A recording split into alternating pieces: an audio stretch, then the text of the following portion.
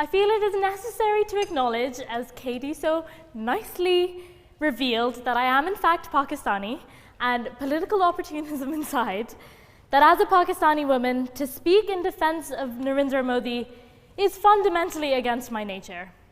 I mention this because I need you to know that I would not be speaking in opposition to this motion unless I thought it absolutely necessary.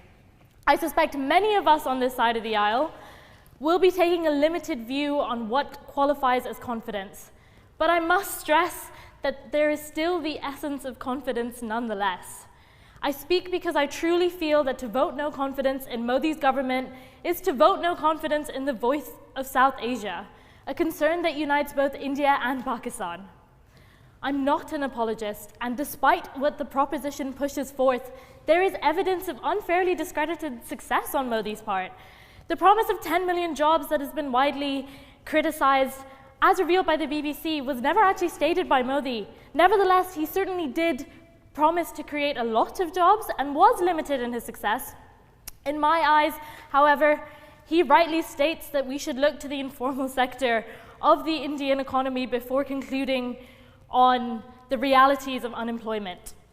Although he has been criticized for his assertion, I see much truth in the fact that to discount the pakora seller on the side of the road is to discount much. Officials across 989 counting centres had worked tirelessly. As the sun rose over the capital, the nation awoke to the news of a Modi government. A landslide victory for the BJP, which would lead to the formation of a 336-seat parliamentary majority for the now ruling National Democratic Alliance. The immense victory for Modi back in 2014 meant different things to different people. For long-standing supporters of the BJP or its sister organisations such as the RSS, it marked the end of a long-running fight for the values of Hindutva and national pride upon which it believed India ought to be ruled. For long-standing critics, the result marked an attack on the nation's secular values. I stand here today not to talk about either of these factions. As for them, not much has changed over the past 5 years, and Modi continues to be the hero or the villain that he always was. I will talk instead from the perspective of a third category of people, for whom the victory of Narendra Modi in 2014 was a promise, a seemingly reasonable deal for a better India.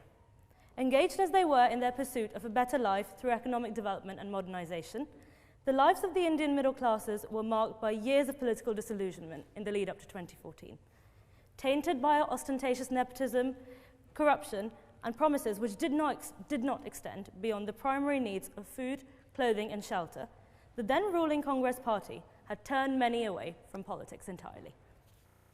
Against this backdrop of disenchantment, only exacerbated by the then incumbent Prime Minister Manmohan Singh, Modi, and his promise of modernization, development, and anti-corruption was the symbol of renewed hope. Modi was a visionary in place of the accidental Prime Minister, an orator in place of an introvert, and a charismatic politician in place of a place-holding bureaucrat. For many, a vote for Modi was a vote for a robust